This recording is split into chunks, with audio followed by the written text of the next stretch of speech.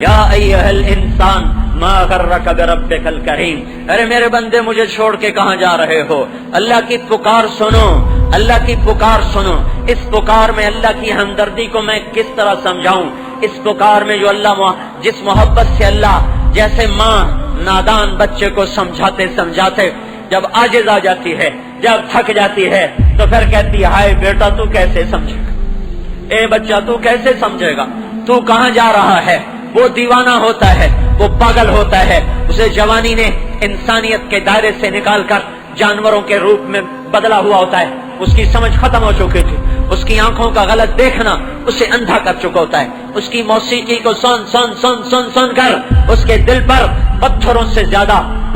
زیادہ سختی آ چکی ہوتی ہے، غلط محفلوں نے اسے برباد کر دیا ہوتا ہے، کبھی مال کا نشہ، کبھی آنکھ کا نشہ، کبھی کان کا نشہ، کبھی جوانی کا نشہ، کبھی حکومت کا نشہ، کبھی سیاست کا نشہ۔ وہ بھول جاتا ہے کہ وہ مجھے دیکھ رہا ہے، جس نے آنکھ دی تھی، جس نے کان دیے تھے، اس نے آنکھ یوں نہیں دی تھی کہ اوروں کی بیٹیاں دیکھو، آنکھ یوں نہیں دی تھی کہ اوروں کی عزتیں دیکھو، کان اس لیے نہیں دیے تھے کہ تم اس سے گانے سنو، یہ منہ اس لیے نہیں دیا تھا کہ اس سے گالیاں بکو، پیٹ اس لیے نہیں دیا تھا اس میں حرام لقمے ڈالو اور اس میں شراب ڈالو،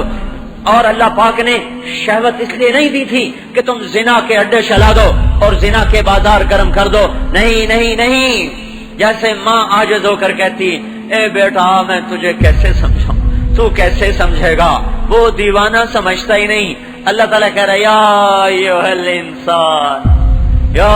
ایھا الانسان، یا ایھا الناس نہیں، قرآن میں صرف 2 جگہ آیا ہے یا ایھا الانسان، اور یا ایھا الانسان کا مطلب کیا ہے کہ اللہ مجھے پکڑ رہا ہے، مجھے پکڑ رہا ہے، تارے جمیل اللہ مجھے جھنجھوڑ رہا ہے، تجھے کیا ہو گیا؟ یہ جتنا مجمع بیٹھا ہے ان میں سے ایک ایک کو، اور جو آ گئے ان کو، جو آج عید میں نہیں پڑھیں گے ان کو، اور جو ساری دنیا کا کافر ہے ان کو بھی یا ایھا الانسان، یا ایھا المومن نہیں، یا ایھا المسلم نہیں، یا ایھا الموحد نہیں، یا ایھا المتقی نہیں، یا ایھا المحسن نہیں، یا ایھا الانسان، یا ایھا الانسان، جیسے اللہ ایک ایک کے دروازے پہ چل کے آ چکا ہو اور ایک ایک کا کندھا پکڑ کے اس کو ہلا رہا ہو اور اسے کہہ رہا میرے بندے، میرے بندے، یا ایھا الانسان، میرے بندے، ما غرک بربک الکریم، میں نے تمہیں بنایا تھا،